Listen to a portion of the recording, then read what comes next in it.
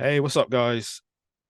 JB and Chris here, Chat Grapple and Cheap Pops, and we are bringing this episode to you today. But we have to let you know this episode will likely contain discussion of topics that are not suitable for younger ears or suitable for work listening or watching. Viewer and listener discretion is advised. Let me tell you something, Chinos, and you out here talking about a clique. The only clique you need to know about is the Harlem Heat and Sister Sherry. See, because what you dealing with here is the brotherhood. I guess I have to put you dumb fuckers on the rap. The microphone acrobat, slam you on the mat. Killing tracks, flows ancient like an artifact. Lift you and hit you with the pink and black heart attack. I hit man with the force of an anvil. Get stuck, nigga, you suck like when they chant for Kurt Angle. You tough sucker, you button, I ain't talking Rikishi. I'm too cool, you rude fools can never defeat me. Please believe me, no promo, you can hardly speak. Coming for you, nigga, like the Harlem Heat. The hardest beats and the rhymes don't stop. Spit up the top like the Macho Man elbow drop, get pop. The crowd rocks, the ovation I got was a bunch of guest chants. I'm crowned the next champ, you another Rakim. I'm the one-man gang, I'm the whole effing show, just call me Rob Van Dam. The poison you's destroying you in the vocal booth. It's washing everything your bitch ass hope to prove. And we don't hate the world, nah, it's only you. Money and family, the only thing we loyal to. The poison you's destroying you in the vocal booth. It's washing everything your bitch ass hope to prove. And we don't hate the world, nah, it's only you. Money and family, the only thing we loyal to. All you rappers fucking slobs and fags. You ain't ready for the return of knobs and sag. Get the pit stop, turnbuckle, bomb and splash. This is hip hop, y'all outsiders hauling Nash. Have you hauling Nash? You arrived in hell. Y'all the type that thinks kayfabe alive and well. But in this grimy tale, there isn't no survivors. No getting up when I hit you with the power driver. Andy Kaufman, I slap the fucking piss out you. Live on TV, G, make a bitch out you. I'm the perfect hill, you a baby face. This a death match, Cactus Jack, razor blades. Raise the stakes, we surrounded by a steel cage. No escape, empire make you feel the pain. Piss in your face, what we do to jabronis. Butchers and bruises like Abdullah and Brody. The poison you's destroying you in the vocal booth. It's washing everything your bitch ass hope to prove. And we don't hate the world, nah, it's only you. Money and family, the only thing we loyal to. The poison you's destroying you in the vocal booth. It's washing everything your bitch ass hope to prove. And we don't hate the world, nah, it's only you.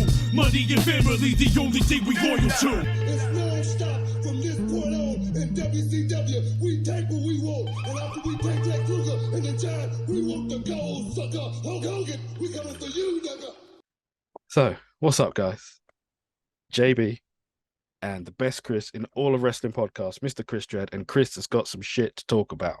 Bro, if you are watching on YouTube, you would have just seen an amazing animated video. If you're listening on the many podcast platforms that we're on, you would have heard a banging tune. It is from the album Kayfabe is Dead. It is the title track, Kayfabe is Dead, from the album by Empire versus Manny's Best, Dr. G. It is the wrestling themed hip hop album from Empire and Dr. G. And it features Big Noid, Ill Bill, DJ TMB, Chris Rivers, many others. So please check that out. You can check it out on Bandcamp. There's also bits on YouTube. And just check it out. Go and support. Go and support independent hip hop. Go and support independent artists. Like we say, go and support independent wrestling. Support your independence, man. And this is some banging wrestling themed hip hop. It's fucking fantastic. If you heard that first track, it is called Kayfabe is Dead. The album is called Kayfabe is Dead from by Empire and Manchester's finest, Dr. G.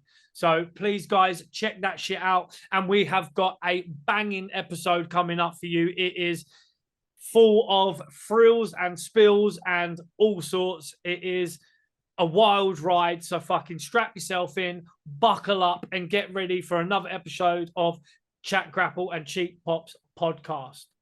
Boom.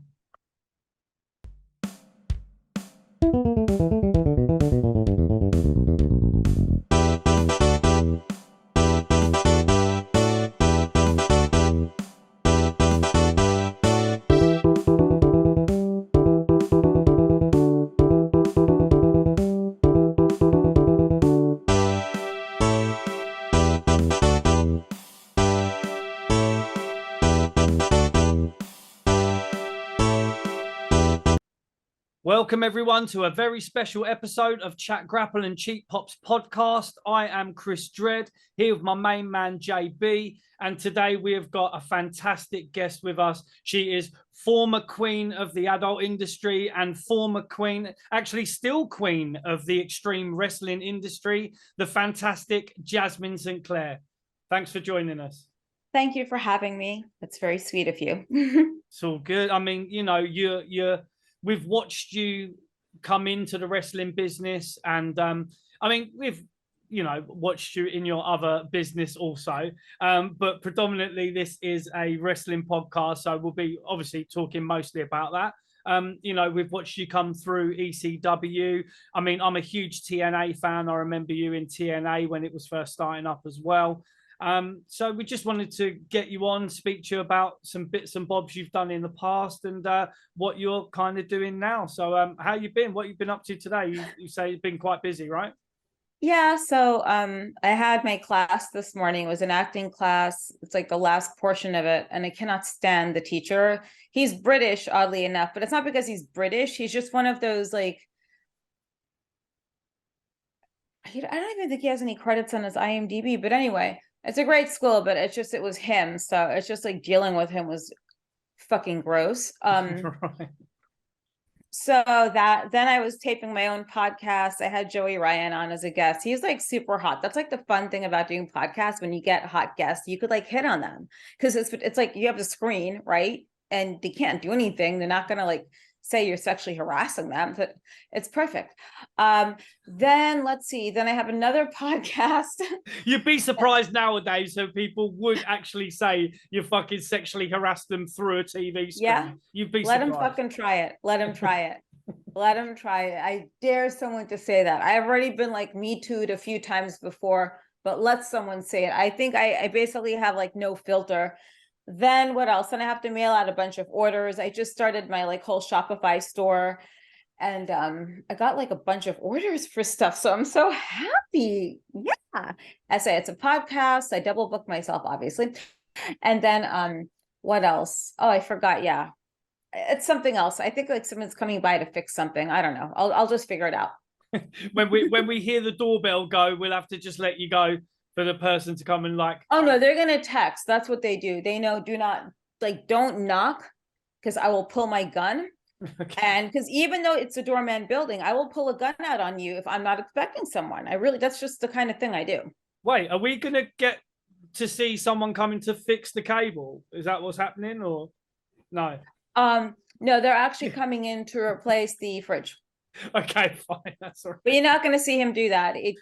They're not that attractive. All right. It's a myth. Right? I'm telling you, like, what the hell? Like, where do they come up with these things? It's like, where do they find you? You've got like a freaking pot belly. There was a pool boy at the pool at the gym. Let me tell you, the pool boy was in his like, he's old. He was like 35, 36, freaking old as ass. And he's hairy and just he had a pot belly. I don't think the guy could even swim. I'm like, that's who the pool boy is? Like, that's why we pay all this money to go to your gym, and that is your pool boy. That really sucks. Yeah, that's more of a pool man, right? I mean, yeah, exactly. That's fucking crazy. Yeah, so I mean, you still, you're as vibrant as ever on the screen. I'm sure that comes across in the wrestling. To be honest, I've not seen much of. From what I remember, XPW, and I'm sure JB's the same, like, it was kind of the previous XPW. I mean, have you seen the Dark Side of the Ring episode regarding that? I'm sure you must have seen bits of it, right? I was not going to watch it on principle alone, but I was I'm not going to mention names. I was with a friend at the last XPW show, and he had me watch it. Were you never approached by the researchers? Yeah. They followed me and I don't know if they did. I know that they're following me, and I had dialect with someone briefly, but then I ended up on Dark Side of the 90s, opening up that whole show. Yeah, so I don't Yeah, I don't remember, but I wouldn't go on there and like talk shit about Rob. I saw like we saw the episode. He like he didn't really make me watch it, but it's just like the conversation with us jumped from like something to go get and eat, like go out to eat somewhere, to yeah, you know, you should watch it. I'm like, okay. Next thing you know, he's like bringing over the laptop. I'm like, okay. Then he's like, he pressed play, and we're just like, oh, okay, like whatever. This is it. It was just like whoever the character was that reenacted Rob Black. It was kind of funny. It was really like funny, but I don't know. Like I don't know a lot of it, and I think that there was a lack of common sense on that thumbless guy Messiah on his part with this. And I totally forgot about that incident until a friend of mine brought it up to me 2 years ago. We're just there having pizza, and he just said the name Messiah because we were talking about XPW. I'm like, shit, you know, I forgot about that. I mean, yeah. oh, go on, Joe. Sorry, I'll say it is kind of ironic. It's when I was younger, when you was reading about XPW and some of the magazines and stuff, you know, the Messiah business was one of the main things that came up. But what I did want to ask is how did Rob take the Dark Side episode? Is it okay with it now, or is it? I don't know. Like, we don't talk about it. I know that I did ask him if he was going to be on it. He's like, oh, no, they're not going to interview me. And they should have interviewed him because you have everyone and everyone's brother on there. And this is what I hate about media sometimes. It's just so one-sided. You know, and one thing I learned in school when I was 10 is that the media always sensationalizes things. So you go look at like killer ratings, shows like that, where they have this whole narrative going on in the media that literally destroyed someone's career over a setup. And it's not a conspiracy. So here you have this whole thing, and I do not feel as though Rob got a fair shake, but I believe that it leaves a little bit of a mystique and you know, to him, if that makes any sense. But nothing for nothing. Like that guy should have kept. Am I allowed to curse? Yeah, man, fuck it. Please, We always please curse. go. He should have kept his dick in his pants. It's that fucking, it's that simple. You should have kept your goddamn legs closed or plugged it with something, and you should have kept your goddamn dick in your pants. That's really how simple it is. Mm. It's funny. It's funny. We've heard from other people that have been approached by Dark Side, and they said they kept it to being one-sided sort of issues. Mm. And yeah, it's not been spoken favorably about, has it, on our show? No, I mean, they don't always. I mean, we were talking about the Chris Canyon episode, and we've had friends of Chris on who weren't actually spoken to about, people that would know him the best, and they didn't even speak to him. So it doesn't surprise us at all that, you know, people who are close to Rob or even fucking Rob himself weren't actually spoken to about the episode because, you know, sensationalism sells, doesn't it? Well, first of all, I don't, you know, it's not proven. We don't know if he did anything. We don't know who did it. So first of all, why implicate him in that? And secondly, it doesn't make good TV or ratings if you get that. And lastly, like Vice, it's a bunch of fucking hipsters and hipsters are nothing more than boring middle of the road people who bear the image of a badass or a rebel, but they're boring. And they try to be edgy and shit. Yeah, they did me a justice by putting me on the beginning of Dark Side of the 90s. You know, Dark Side sells, anything Dark Side and dreary, but it was the fucking best era ever, I think. Because look at where we're at now. Then I didn't see the Chris Canyon episode. What was it? Because he's homosexual? Was allegedly homosexual? Like, what was it? Was he gay? I forgot. Yeah, it was more like they kind of, the people they had on there talking about Chris were people that were only really knew him in like the later years of his life. Not, I mean, they had Mitchell, who obviously knew him, you know, the Sinister Minister, known him for years, but people that actually used to go to his house, stay with him. I mean, we had Kwee from WCW on. We had, who was it that we had on, Jay? That Glacier, was, Ray Lloyd. Yeah, Ray Lloyd Glacier. Like one of his best friends. Yeah. You know, and they, you know, they never really approached him or anything. There was other people that they were saying, look, they could have spoke to this guy, but they didn't. They just spoke to people who they wanted to speak to, basically. So people in AEW, basically. Yeah, people in AEW who they fucking fanboys of. So AEW, is that the guy who was like a daddy's boy with really fucked up hair. I forgot his name. That's the best way I've heard Tony Khan described, and yes, it is him. Okay. Yeah, Well, yeah. I didn't know. I mean, he came up earlier. I read up all the stuff on Joey Ryan. And, you're out there trying to do a goddamn charity show, right? To raise money for something, a legit charity to boot.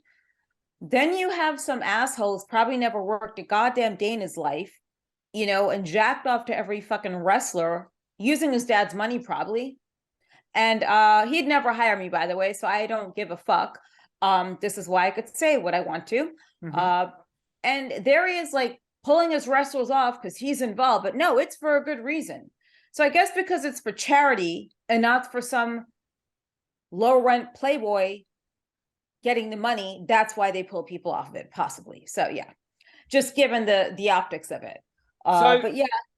So you've just done a podcast with Joey Ryan, who is in the wrestling world seen to be a really fucking controversial character who has been fucking cancelled from A to B, who apparently had a job at fucking somewhere, just a regular job. People went after him at his regular job as well, didn't they? Yeah, and they Yeah. fucking No, went. they didn't I have mean, to. the wrestling community is toxic as fuck at times. So I mean, Well, it's the girls that are toxic. It's toxic femininity. Let's go back to accountability, since these woke people want to talk about accountability. right. Who the fuck are these girls half the time? Nothing was ever proven, first and foremost. There were no police reports filed, and then the guy sitting there with text messages from said woman. So I'm not shaming a victim, Sure. but I've been around long enough to see girls get buyer's remorse, first and foremost. Secondly, who the hell is some hack-ass journalist from the LA Times? You're so fucking important to post a story about him working somewhere. Mhm. You don't have the proof. And at that point, like at the Gawker controversy with the Hulk, I'm glad they got sued and bankrupt. Good. And it has nothing to do with free speech. It's when it becomes something that could torture someone's life. The guy didn't rape someone and fucking chop up their body and put it in a goddamn street corner. And this is what I cannot stand about these girls today. It's like, this is this whole like thing where everyone's so fucking retarded and everything's so hurtful and so this and so that. So why not have the sensitivity for someone who has not had charges brought against him formally? And you just want to screw up his career and put something out there because you are a newspaper and you are a journalist. That's as good as this Russian girl who's a waitress at a restaurant saying it the other day, oh, well, I'm here. I'm trying to get, I tried to get visa as political asylum. I'm like, well, why would you be in political asylum? What happened to you? I journalist. Okay, well, what did you write that's so important that makes you a target of being murdered or something? Oh, I have blog on phone online that was up before. Okay, you have a fucking blog just like everyone else. I get it. So you're important and you think you deserve to be in this country, and you deserve political asylum, right? It's the same thing. I think journalists have a super high sense of inflation of themselves, if that makes any sense. And that's really sad what happened to Joey. And it's just, a lot of people do things to people. Like when my boyfriend was beating me, he was a wrestler. You didn't see me say anything because we had a job to do, number one. Number two, it's not my position to ruin your career at that time when you're at a high point. Just leave it as that. So I never said anything. And then I said things years later, but I don't want anything to happen to the guy. I just didn't say anything about it then. Yes, so that's it. But I like Joey. I think he's really good and he's a talented actor and, he's taken accountability for his stuff, but I don't necessarily believe girls when they come out and say things. This happened to friends of mine in a band, and it turned out the girl that was saying she was raped, she had a boyfriend and she didn't want him to know that she was in a tour bus having sex with guys. Right. Yeah. Yeah. I mean, there's a lot to fucking unpack there, but there's more than one side to a story. But in this culture that we're in of fucking what is it they always say? It's like always believe the victims and stuff like that. And It's like bullshit. always woke bullshit. So is the current character that you're kind of working with, is it a character or is it just Jasmin St Claire with the volume turned up to 15? I don't know. What do you sitting in front of a flag and stuff, it does give that kind of, I mean, not we like Oh no, I say, I we always are, have a flag. Yeah, I've yeah, I always had. mean, we don't give a shit. I mean, we are seen as one of the more controversial. We're not like your cookie cutter fucking wrestling podcast. You know, we curse quite a bit and we have controversial people on that people wouldn't usually really want to associate with. I mean, we've had Billy Barty on, who's people fucking hate Billy for whatever reason because he's kind of anti-woke, doesn't play into the whole trans agenda stuff going on, Good. you know. Good. So he is a controversial guy. And we have him on, and obviously we've had you on now because we like real characters, JB, right? We just Well, kind of, Chris Hamrick's been cancelled as well now, hasn't he? So yeah. And we had Chris Hamrick on. I'm Yeah. sure you must have met Chris Hamrick. Yeah, he's a sweetheart, but I just, yeah, okay, no.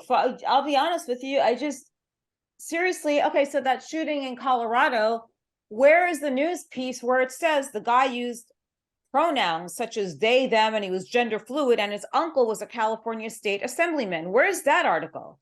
It's a fucking mental disease, okay? And no, I don't think a man in women's clothing talking to 8-year-old kids or 9-year-old kids is appropriate. How is that appropriate? You tell me. If we all knew what we wanted to be when we were 8 or 9 years old, there'd be a shit ton of princesses, cowboys, Indians, barbers, butchers, veterinarians in this world today. So no, you don't go to kids talking to them about gender transition at that age. You don't have to tell them about that stuff. It's not eliminating their knowledge of it. They don't have to know.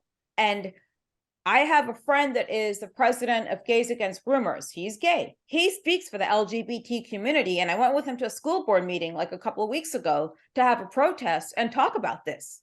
These people are coming for people's kids. And the second people could finally realize that, and I'm talking the woke assholes that will not speak up, then, I've spoken to a person that was a detransitioner. His therapist failed him and told him to detransition. And he can't have kids now. He's 22, but he's trying to have the best life that he possibly can. I brought him in front of the pediatric board about a month ago in California, in Anaheim. And, there are a lot of people fleeing states with common sense like Texas and Florida to come to more woke states that have idiots running the healthcare system here that would allow gender affirmation medications. So why are you going to give a 14 or 15-year-old girl testosterone? That is a hormone replacement for grown people such as myself and for guys that lack that, not for some kid that's going to end up killing herself because it just brings out everything wrong with you. Not wrong, but it works on your emotions when you're so young. You don't know what you want. I did a lot of tomboy things as a kid, but it didn't mean I wanted to become a boy. I didn't like guys at a certain age because you guys were gross, ill, but I didn't want to become a lesbian. So, when you're asking me about MAGA, I mean, I don't know, people could probably figure that out for themselves. And, Sure. I have a show on Rumble. I feel as though there's a lot of misinformation out there about a lot of things. And now this whole thing with Fauci, why is he running off like a little mouse? And when I talk about this stuff, I actually joined this thing called Lexit, which is like what Candace Owens had, Blaxit. It's Lexic. It's for Latino people. You have these, excuse my English, you have these pasty white, milk-faced, fucking woke-ass liberals telling Latin people what they should and should not be offended by. You put an X at the end of Latin and Latina X, Latino X. It's Latin or Latina. There's no X at the end. Then they tell you all these things and use you as a political pawn. So that's the problem. So they formed this thing called Lexit specifically for Latinos and, people who don't like border jumpers who come here and just like hop over the border and want a free for all. I don't like it. When I lived in Norway, I didn't like it. I went there legally. I learned the language. I had my resident permit. So it's not that I'm a racist white supremacist, even though the majority of me is Caucasian, but it's this whole other narrative behind it, and it doesn't serve anyone. I know we get it, man.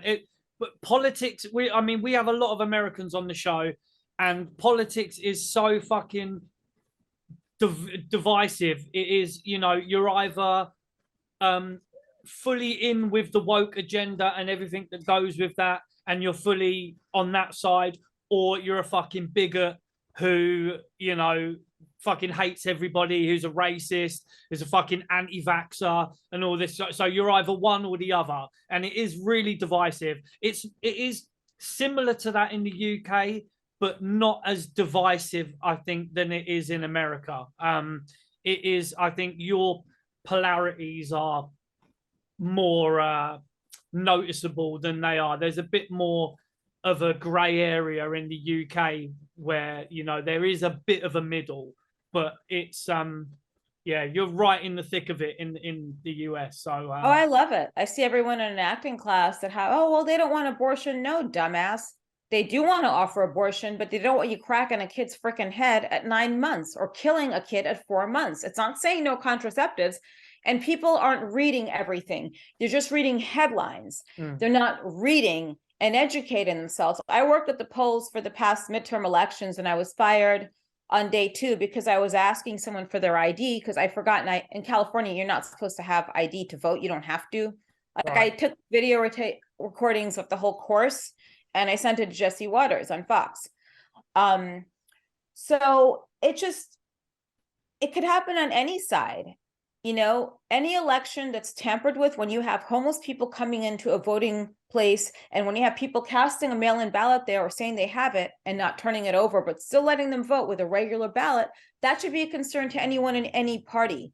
And if people could just sit down and listen to each other, that's fine. But politics shouldn't even be anything we talk about. It's how you treat people at the end of the day. And I told someone in my class, what difference does it make? And I have friends that are liberals that didn't take a vaccine because they don't know what's in it. And some of them are just afraid of vaccines, or just, I don't like needles personally. That's just me. I mean, I find it hilarious. I mean, I do watch a lot of American political podcasts on all the way across. I mean, I watch Jimmy Dore like quite a lot.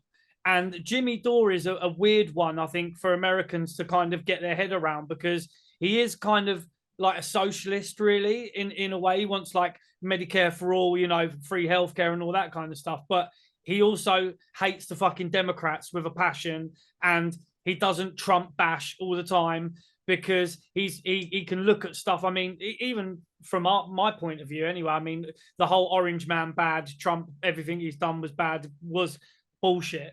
And fucking the Democrats are just awful. But there's no, it's like in the UK though, we haven't really got, the politicians don't really give a shit about people generally anyway. So in a way, it's like you're fucked with one and you're fucked with the other. So it just depends how you want to be fucked. I mean, yeah, getting back to wrestling. So there's a show, you've got one on the 10th of December, right? Coming up, an XPW show. Yeah, in Pomona, California, and it's been a great place. I'm really looking forward to it in the fans. I know a bunch of them bought those mega MAGA Christmas photos that I sent out, that I put up for sale, and they're really cool looking. But I love Pomona, and I love working for XPW again. There's some really cool people there, and I think Rob, he's really set up to succeed this time. We also do New Jersey. He's got a great roster, and I love everyone there. Like, I love Willie Mack. He's like my big teddy bear. He's so much fun to just hug. And Kat Martini's awesome. She has such long, beautiful legs. All the girls are amazing that go there. I just had Mickey Knuckles on my podcast, and I've never met like such brutal deathmatch wrestlers. We got the luchas that come in. Everyone is just amazing. Masada, everyone's so cool and friendly. It's like kind of like a weird nuclear family, you know, like a big nuclear family meltdown or something. That's fucking great. So your podcast is Crazy Train with a K? Yeah, Crazy Train with Jasmin St Claire. Yeah. I saw the Crystal Marshall one. Like, I really enjoyed it. I thought it was really good fun. Before we let you go, because we know you got to dash off. Take your time. Actually, I have more time. Yeah. Cool. Did WCW ever call you?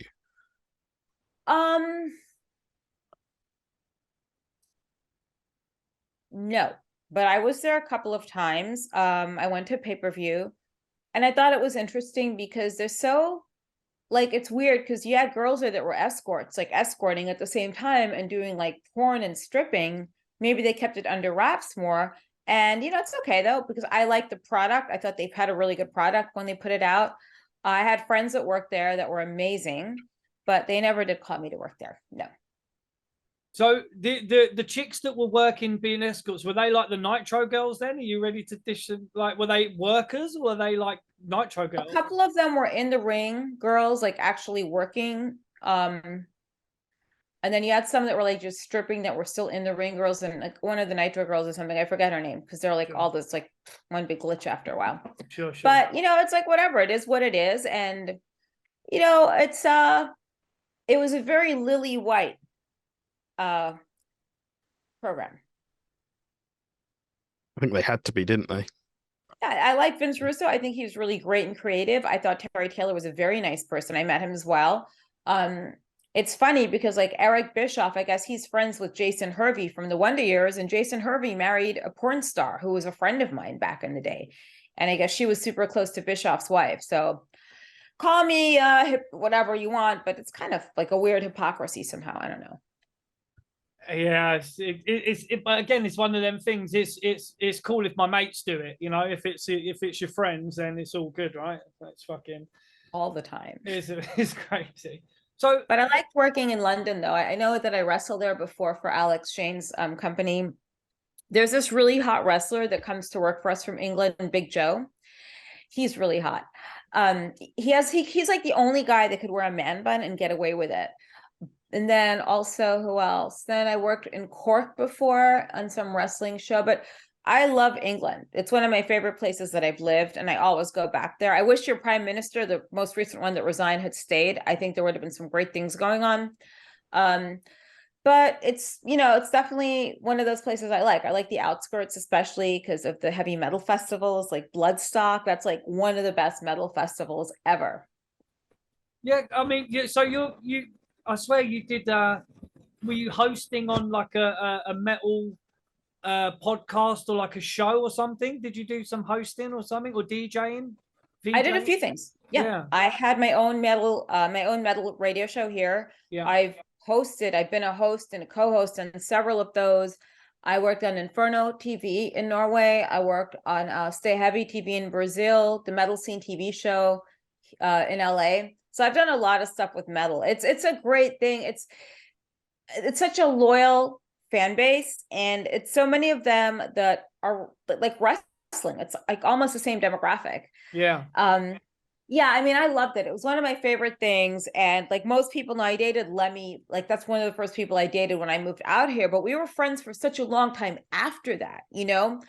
And it's really weird because when I moved over to Europe for a while, to Norway, like he had a show in Norway. So you just go see that person and it's like no time has passed and you just chit chat away.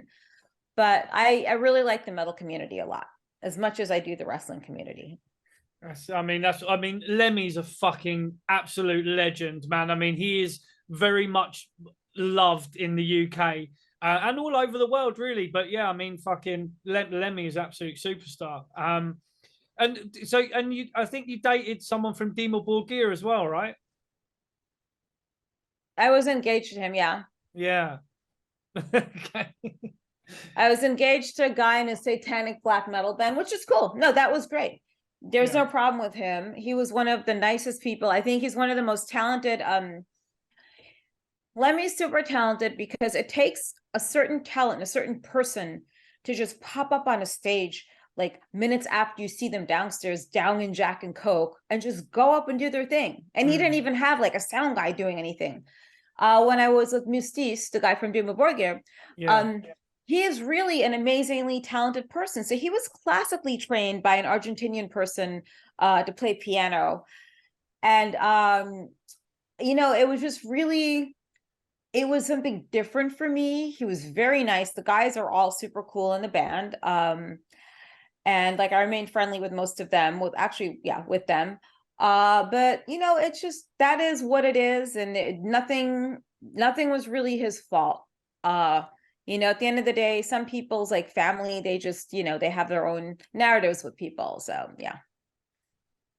I mean, I I went to university and studied music, and I know a lot of people who play metal, and I love specific genres or subtypes of metal as well. And I know that technically it's one of the most difficult types of music to play. You know, you've got like pop artists and even, you know, basic rock artists or whatever, but your heavy metal, thrash metal, stuff like that, very, very technical, man. It's fucking difficult to play, and it's difficult to play well. So a lot of them are classically trained and fucking really highly skilled musicians. Well, wait a second. Oh, Cradle of Filth. Let's see, Martin. So he was also in. Wait a second. What other brand was Martin in? The keyboardist from Cradle of Filth. And I have their T-shirt because I was at a show years ago. Crap, it was Cradle. Who was in the show? It's another band that's out there, and he played violin and keyboards, but it was really good. Like for black metal, it worked really, really well. Did you ever meet Danny Filth? No. I only met him like once, but yeah, I love that band. They're so theatrical. It's like going to a King, I love King Diamond as well because I like theatrics, and I always liked theater as a kid. So the last time I lived in London, it was a few years ago. I was working with theater there as well, briefly, but theater has always been my thing. So theatrics, drama, everything. As long as the drama isn't like in my personal life, then we're good. But yeah. Unless it's like psychodrama. No. Okay. I'm well, sure you're you've at the had, Crystal Marshall, huh? I'm sure you've had a fair bit of drama as well. Well, you're at the Crystal Marshall episode with the phones and doing psychotic little things now and again. But yeah, not really. Well, I mean, people, if they want to read back in, I mean, you've written a book. What the hell was I thinking? Confessions of the. I didn't write that. That is not even a book. That's not even a book. That's some hack that took some excerpts. I don't even know that person that well. Right. That person, okay. Yeah. No, he's a known liar, that person. Right. Yeah. So I do have a book coming out that'll be based upon my one-woman show, A Weird Kind of Fame. Okay. So yeah, but he's a known liar. So yeah, I don't know where he got his information. Oh, fuck it. All right. So don't Fuck that don't guy. read that. Fuck it. Fuck him. I hope his dick falls off. Yes. Okay, that's good. Great. I'm glad we got that out of the way, and you know, people won't actually go and check that shit out now. So what made you kind of do more physical stuff in the ring? Because I mean, we've trained as wrestlers, and it's fucking tough, man. It's hard on the body. So I used to watch wrestling when I was growing up. I would say that, let's see. So I was in ECW. Okay, so I figured it out that I wanted to stay with wrestling. So I went to ECW first. Rob Black helped me. Like he basically introduced me to the Dudley Boys, and he was supposed to have a working relationship with them. Right. That's the truth. So that didn't happen, but I didn't know what the politics were at that point. I didn't know what was going on between him and Paul Heyman, but I liked wrestling. Right. So I started taking classes, and Original Glow Girl trained me. And then I went on to training with Mondo Guerrero. But because of my size, I was always used as a manager. I've wrestled some matches here and there. Sherry Martel was one. You know, I just thought it was something to do, something to learn, because you're there. It's like going to a foreign country and not speaking their language, which is pretty disrespectful. So learning their language of wrestling was just my way of, I guess, what could you say? That was just my way of it's like empathizing with the guys that you're working with, right? Yeah, but it's something you have to know how to do, because you get so many young girls that come into this business, right? And I call them tourists. So they're just kind of watching, and the ones that actually want to be a part of it and stay, they're going to learn wrestling, they're going to learn psychology, they're going to learn like all that stuff. And that's kind of where I was at with it. Like I wanted to do something, you know, instead of just like walk out. So I actually learned the actual thing. Yeah. Whose idea was it for you to take a pile driver from the second rope? Paul Heyman. Of course it was. Of course it was. No other person, yeah, that would think that. And he told me like the first time, like a couple of minutes before, I'm like, okay, sure. Then he pulled me aside. Do you feel comfortable? I'm like, yeah, sure, no problem. Then it's like once you're out there, it's a mix of like adrenaline, hot lights, sweat, the energy of people out there. And then, you know, it's like, fuck it. Does that make sense? Yeah. Would you say it's like, you know, being in the ring and the buzz of being in the ring is something that you kind of, once you feel that, I mean, a lot of guys say once you've been there and done it and you feel it, it's like really hard to kind of not do it. How many people do you see coming back to wrestling at one point? It's like a drug, and there's no other real way to describe it. There are no adjectives in any language to really tell people or like describe what that rush is. And I feel as though when you go there, it's like a live play with lots of stunts. They're real stunts, yeah? Because someone's body did hit the mat. You know, and you have your theatrics with storylines and angles. Whether or not people believe them or not is another thing. I mean, people still don't know, is she MAGA or ultra MAGA, blah, blah, blah. Does she just say these things because she's really good at it? Like, you don't know. Everyone has an American flag that's a patriot, but a patriot doesn't necessarily mean you're on one side of the fence with anything. It just means you like your country. Like if you had a British flag or a French flag or whatever, an Israeli flag. Yeah. So, being a controversial figure, would you mind? Or I say that, I don't mean it disrespectfully at all. But being someone who's not afraid to say what they actually think, can we like give you like a few kind of quick fire questions that might be a one-word answer, or could be it's based on people that you've met in the business? Would you mind? Sure. Okay, so like, who was the kind of nicest person that you've met in the business? That's not fair, because it's like you're asking me about like everyone. My God, I don't know. Or even a list. It doesn't have to be one. Just like a group of people that have kind of helped you on your way, given you, you know, lent their advice to you. I'm sure there's fucking loads, but you know, the main Dudleys, guys. the Dudleys for sure. Yeah. Like Yvonne, Bubba, and then of course, the Dudleys, Ken Shamrock, Ken and Ryan, when I guess Alicia is the name she uses now. Sure. Francine, New Jack, Lily Mack, Pitbull, Gary Wolf, Jazz, of course. Yeah. You know, it's been a combination, Tommy Dreamer. So yeah, I mean, those like the ones that come to the top of the head that are super nice people. On the other side of that, who are the fucking biggest dickheads that you've met in the business? Oh, Jimmy Hart was on the other list, the good list. Okay, he's on Santa's good list. Who's on the naughty list? Who are dickheads? The naughty list. Let's see who's on the naughty list.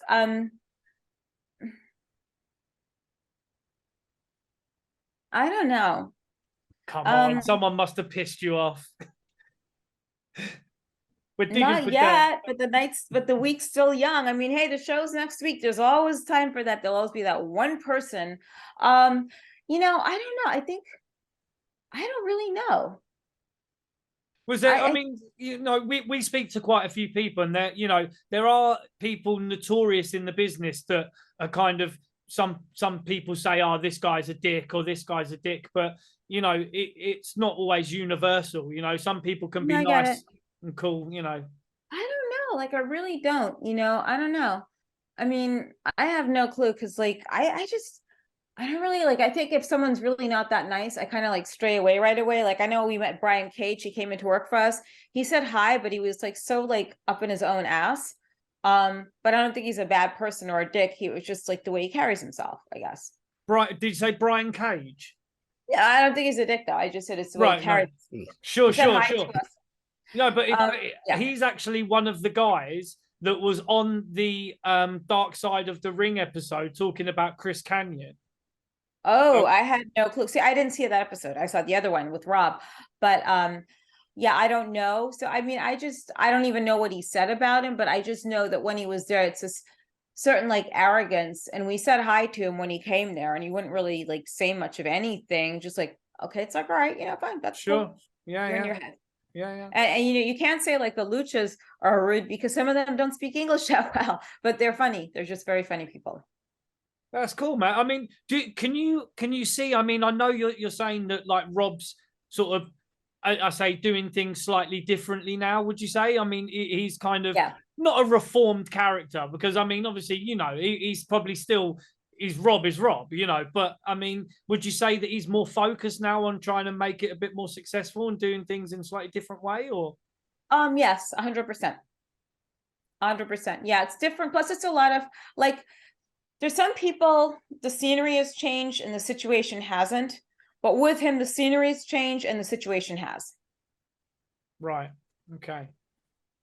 I mean, we'd love to have fucking Rob Black on here. Jesus Christ. Yeah. That would be fucking, that talk about controversial characters. I mean, he is kind of like, I don't know if you have this saying in America, it's like Marmite, right? You fucking love them or you hate them. I love Marmite though. I like eating Marmite. I put it on my spaghetti with butter. I really do. That's you put Marmite on spaghetti with butter. Is that a thing? Like what I do is I put like the butter with the Marmite and kind of heat it up and put like maybe a shot of if I have it, just a little dash of whiskey in it, and then just to make it a little bit spicy or tangy, and then I put it in the spaghetti if I don't have sauce. Yeah.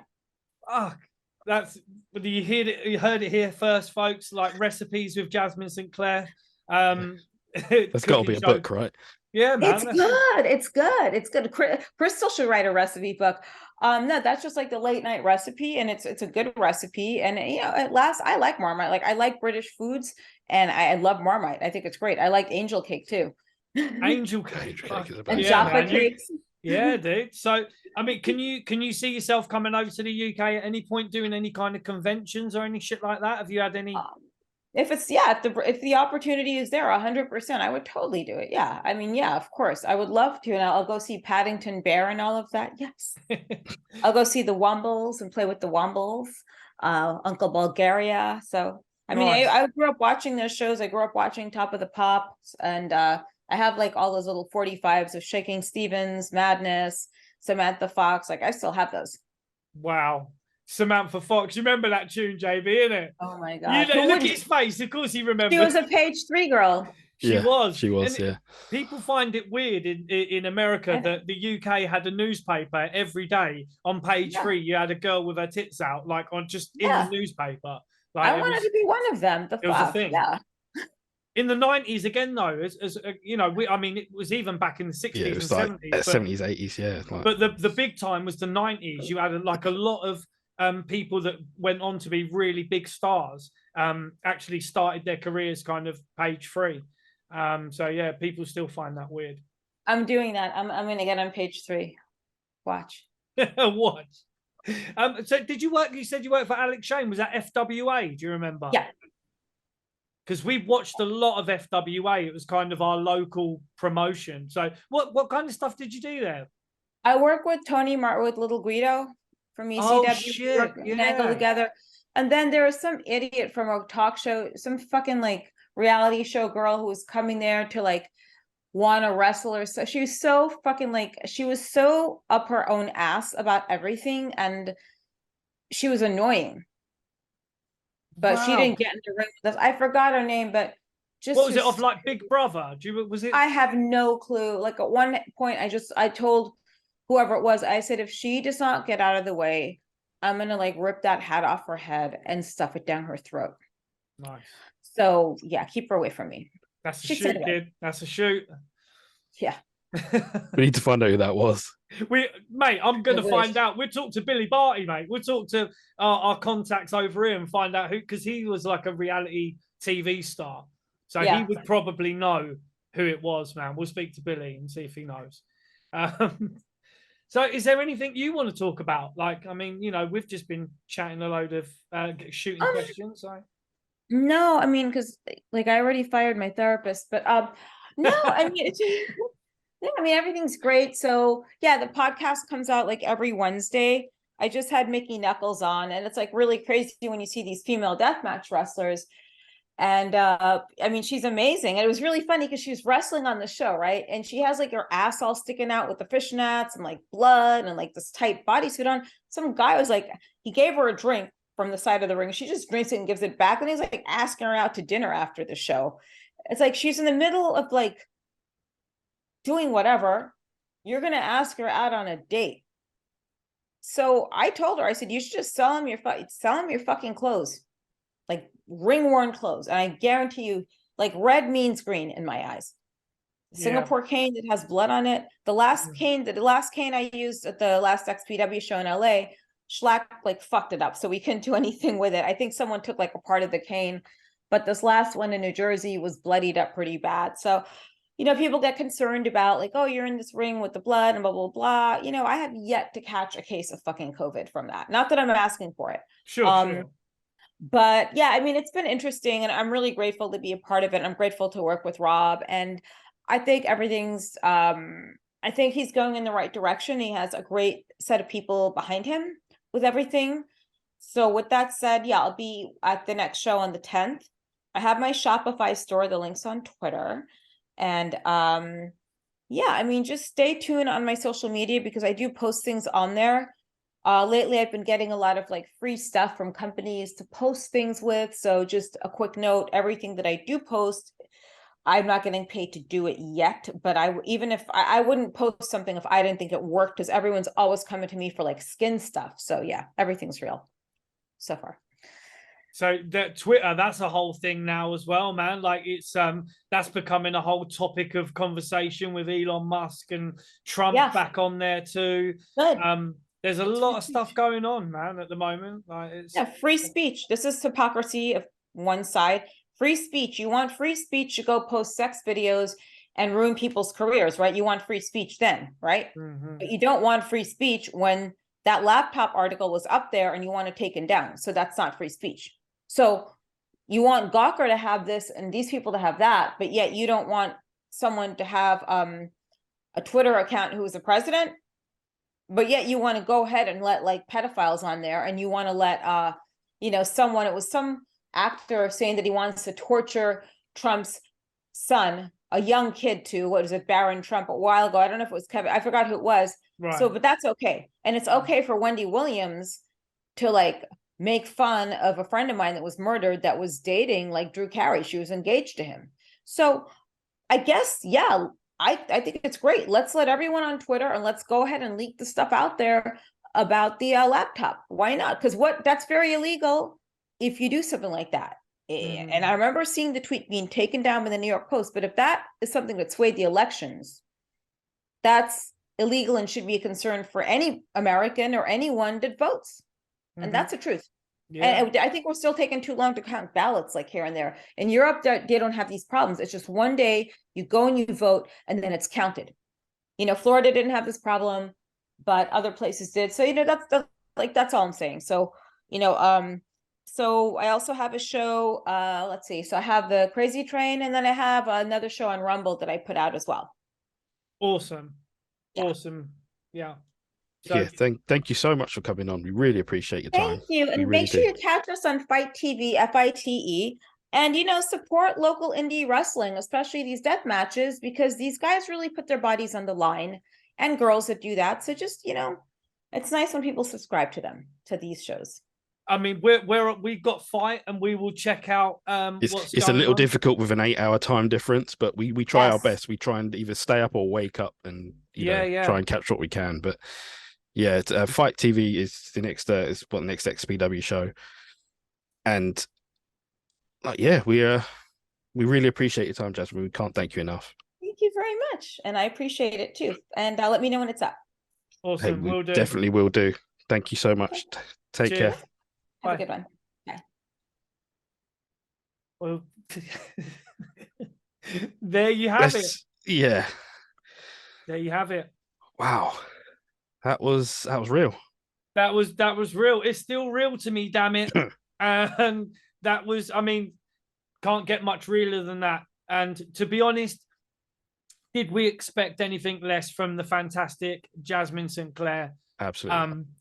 I mean, fuck. She hits the ground running in the interview. I mean, and like you're saying, her podcast that she does, she's got a show on Rumble as well now, which is kind of like the alternative YouTube. People say, and they were the guys that offered fucking Joe Rogan a shitload of money to go on there before Spotify and all this kind of shit. Yeah, man, it's Damn. Yeah, That is- definitely. If you're listening and still watching, check out Crazy Train podcast. She has some great wrestling guests on. Not as recently as such, but like Damien Sandow, people like that. Mhm. Some Ricardo Rodriguez, some great names from yesteryear as Dude, well. Jasmine done been in the business for fucking Yeah. years. She's been around the best of the best. She's been in the hardcore locker rooms of ECW, XPW. She's been around TNA. She said that she's been in the locker room of WCW. She's been around on pay-per-views and stuff. She's been in the business. She has paid her dues in the fucking Trust wrestling you to use business. the word hardcore locker room. Dude, oh man, you imagine she'd be disgusted walking into the AEW locker room, right? Everyone just fucking eating pizza and playing video games. She'd be like, what the fuck is this shit? The fuck? Yeah, man. And a character at the moment, the old MAGA. It's I, wild. I forgot to ask her if she could like do like a double entendre with the MAGA and make anal great again. I was supposed to Oh, Christopher. ask her. But anyway, yeah. Yeah, great episode, man. Great guest. We do not shy away from having guests who have got shit to say. And nor should we. And nor should we, because that's not what life's about. No. It is about guests like the great Jasmin St Claire, who we have just had on. What else is going on, JB? There's a lot of stuff going on in wrestling right now. Anything you want to chat about quickly, or are we gonna? No, let's wrap this. Let's wrap this because there is things to talk about, but we can. All right. We can meet and beat and do all that stuff after this, but True. let's for now say to anyone that's stuck around and watched or listened, or if anyone's not disgusted by any of the things that were discussed in this show, thank you. We also, as always, because we have to do it now, we have to shout out Ireland. Ireland, we thank you more than ever. Because for some reason, you crazy motherfuckers keep putting us on your charts.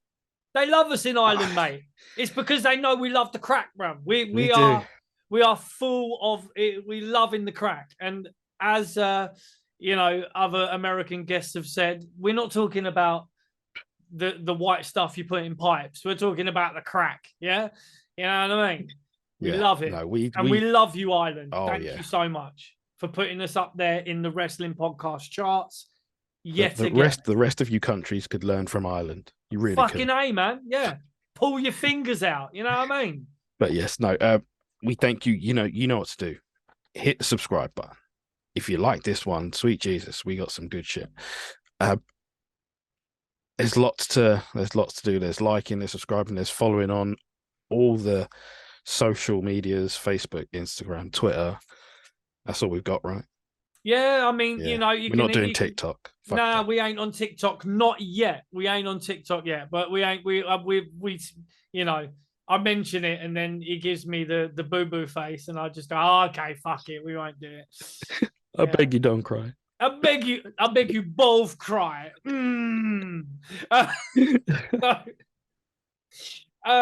Talking about wrapping it up.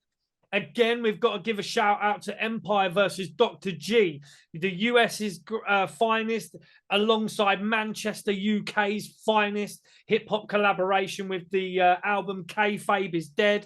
They're going to play us out, right?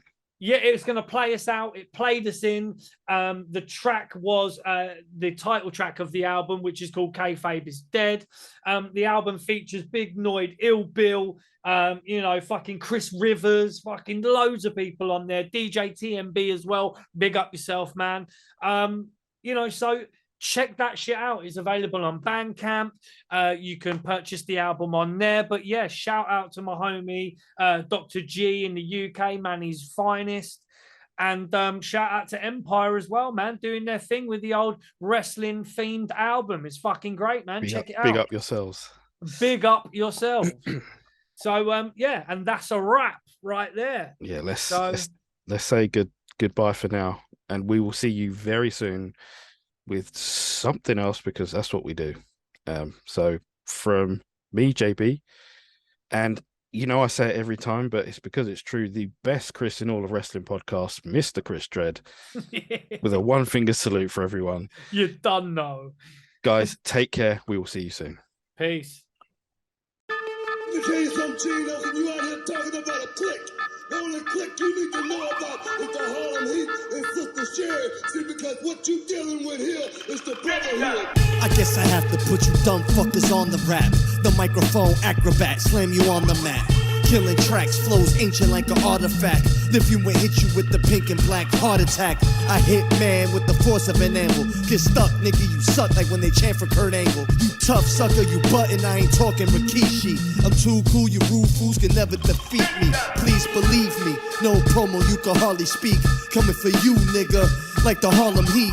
The hardest beats and the rhymes don't stop. Spit up the top like the Macho Man elbow drop, get pop. The crowd rocks, the ovation I got was a bunch of yes chants. I'm crowned the next champ, you another king. I'm the one-man gang, I'm the whole effing show, just call me Rob Van Dam.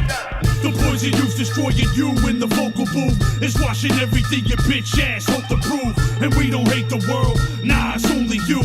Money and family, the only thing we loyal to. The poison you's destroying you in the vocal booth. Is washing everything your bitch ass hope to prove. And we don't hate the world, nah, it's only you. Money and family, the only thing we loyal to. All you rappers fucking slobs and fags. You ain't ready for the return of knobs and sag. Get the pit stop, turnbuckle, bomb and splash. This is hip hop, y'all outsiders hauling Nash. Have you hauling Nash? You arrived in hell. Y'all the type that thinks kayfabe alive and well. But in this grimy tale, there isn't no survivors. No getting up when I hit you with the power driver. Andy Kaufman, I slap the fucking piss out you. Live on TV, G, make a bitch out you. I'm the perfect heel, you a baby face. This a death match, Cactus Jack, razor blades. Raise the stakes, we surrounded by a steel cage. No escape, empire make you feel the pain. Piss in your face, what we do to jabronis. Butchers and bruises like Abdullah and Brody. The poison you's destroying you in the vocal booth. Is washing everything your bitch ass hope to prove. And we don't hate the world, nah, it's only you. Money and family, the only thing we loyal to. The poison you's destroying you in the vocal booth. Is washing everything your bitch ass hope to prove. And we don't hate the world, nah, it's only you. Money and family, the only thing we loyal to. It's non-stop from this point on in WCW. We take what we want, and after we take that Kruger and the Giant, we want the gold, sucker. Hulk Hogan, we coming for you, nigga.